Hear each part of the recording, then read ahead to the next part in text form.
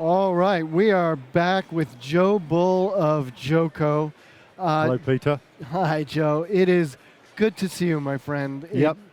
We go back a long ways, and many years, yeah, I fear. And I'm always happy to talk to you. Thank you. And I want you to show what could possibly be a new generation of customers, the recorders you make, and what makes them so special for location sound mixers. Sure. Okay, well, what we have here is there's 3 of our black box recorders here. This top unit, is a 64-channel recorder. Everything gets recorded in broadcast wave files, so they've all got timestamps built into them. Everything can be recorded onto a USB stick, so that effectively at the end of the recording you can unplug the stick. Now, Joe, I'm going to interrupt you because, Joe, you just said record to a USB stick. We did say record to a USB stick. Now, when I first heard that in 2004, 2003, whenever it was, a while ago, I said, no, that's not possible. And then I've made recordings with USB sticks. Oh yeah, it's up to how many tracks? Oh, we can record up to 64 channels. Yeah.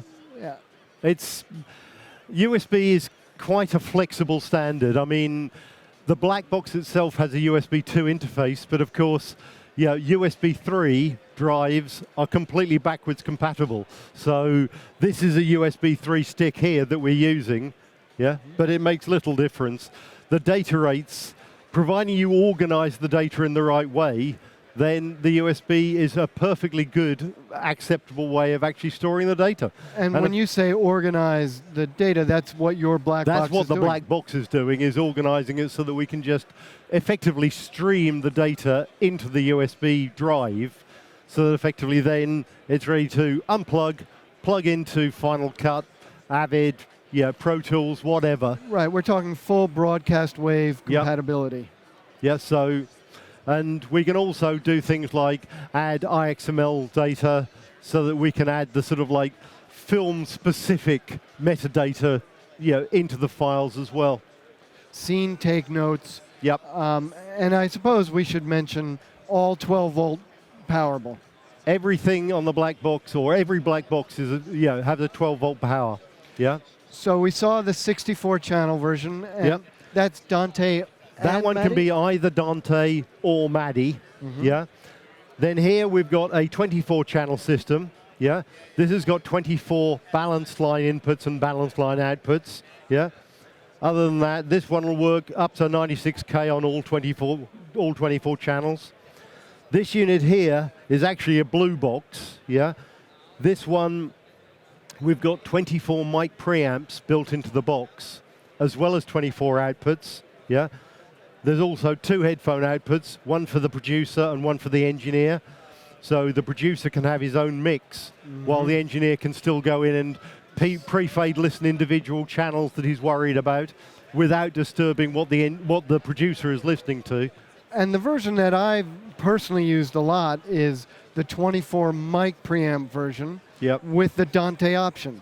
That's a BBR1MP, which is a black box variant. So we can add a Dante or a MADI interface as an optional interface into that, so that whilst you're recording your mic pre's, you can also send, say, 24 channels out on Dante to record on a laptop as a backup, for example. And when we say full film friendly, time code input. Regular old LTC. LTC is our bread and butter. And every time you go into record, you can set it so it will restamp the new file with whatever the current time code is. And can you show us the interface, the GUI, the iPad app? Sure. I mean, the basic GUI on the device itself is incredibly simple. We've only got 7 buttons and a scrub wheel, but if we, for example, here on this unit, we can go into the menus, and then we've just got a menu system where you can go through, set up everything.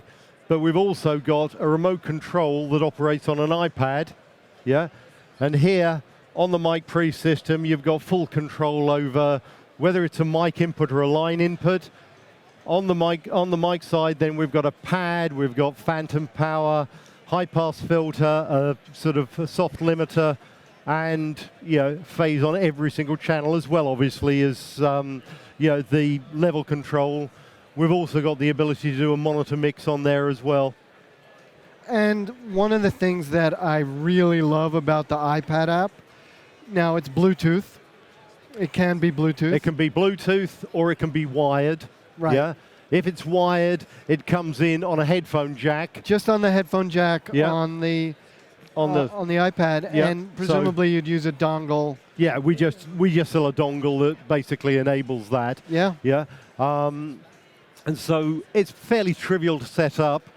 And once it's set up, you've just got complete control of the black box. And the app can even talk to multiple boxes at once. Yes, we can control up to 4 boxes sensibly. Yeah. Joe, I just want to say thank you. Is there anything else that we should show our customers? Well, we've got a new product here which isn't ready for release. Yeah. Mm-hmm. We're hoping to launch this at the NAB show in January. It's basically a multi-channel backing track player for live bands. Yeah. It's got 24 analog outputs that directly drive into your mixing console. It's also got a MIDI output, so you can play back MIDI files for such as your lighting rigs or whatever. You'll still have headphone outputs to be able to pre-fade listen individual channels to make sure that, where is that click track coming out? Why can't I hear it? Yeah. We'll have a loader app, which will enable you to load up all of the material directly onto a USB stick to play. And we're also working on a remote control app so that you can control it directly from either a phone or a tablet. Huh. Yeah? I could see this used by our customers who also do playback on film sets as well. Yeah. And that's another thing that I personally want to stress is JoeCo exists as a live company. It's in your DNA. Everything that we do is aimed at the live market. We've toyed with the idea for years of turning the black box into a standard multi-channel recorder with punch-ins and drop-ins and overdubs. And the only reason why we don't do it is because it would take our focus away from that live mission-critical market. Everything that we do is always a one-shot. You haven't got the chance of winding back and trying another take if you're live. It's got to work first time. And so what we do is emphasize everything on that live capture market so that we know that the whole device is basically designed around that premise. It can't go wrong. That's right. And I see, I know it's used on reality shows. Oh, yeah. I just saw Geordie Shore, which as a Mark Knopfler fan, I get that reference. But this is meant for mission critical use. It's always been mission critical stuff.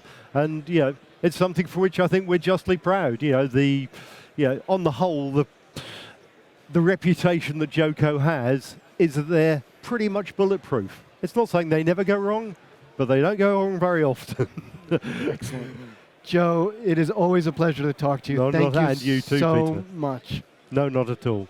Thank you.